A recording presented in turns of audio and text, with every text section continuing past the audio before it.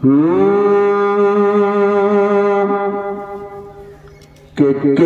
বুঝিবে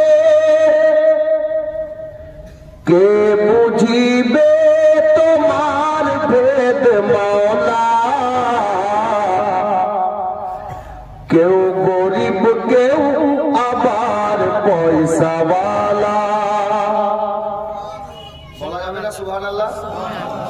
সুবহানাল্লাহ। আল্লাহ আল্লাহ তাবারাক ওয়া তাআলা ভেদকে বুঝতে পারবেন। আচ্ছা, আপনাদের এই গ্রামে কি গিরিনগর নাকি বললেন? গিরিনগর।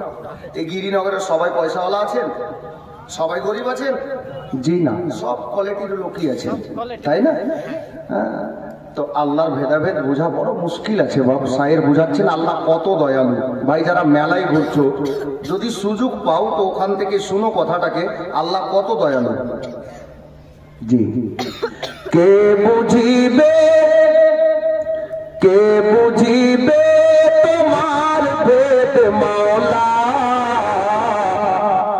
কেউ গরিব কেউ আবার পয়সাওয়ালা, কেউ গরিব কেউ আবার পয়সাওয়ালা, কেউ সকালে ধনী হয়ে মাওলা,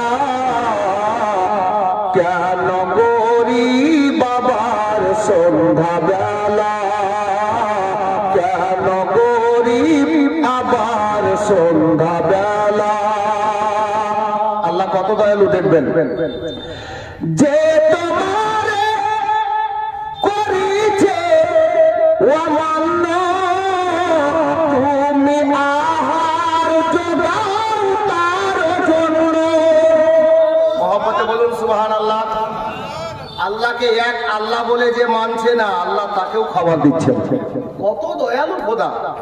যার জন্য শায়ের বলছে যে তোমারে করিছে অমান্য, তুমি আহার জোগাও তার জন্য, তুমি সবার মুখে দাও অন্ন,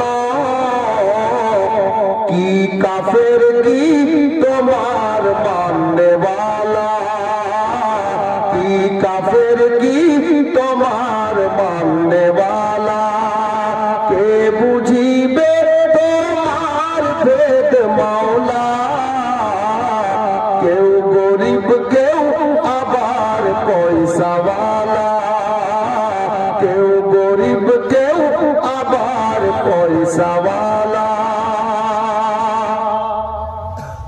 আমাদের মধ্যে কিছু লোকের গর্ব, অহংকার, তাকাব্বুর যাকে বলে হুজুর, তাকাব্বুর। কারো 6টা ছেলে আছে, তোর গরম এত বলা নেই হুজুর। আর কারো যদি দোতলা বাড়ি হয়ে গেছে, 10 লাখ টাকার মালিক হয়ে গেছে, তো গরিবকে কিছু মনেই করছে না।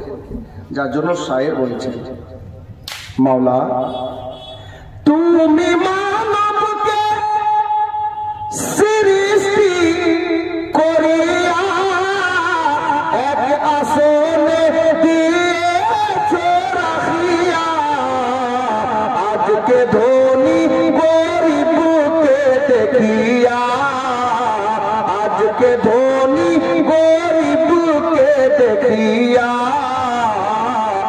কেন করে আবার এত হেলা, কেন করে আবার এত হেলা, কে বুঝিবে তোমার ভেদ মাওলা, কেউ গরিব কেউ আবার পয়সাওয়ালা, কেউ গরিব কেউ আবার পয়সাওয়ালা।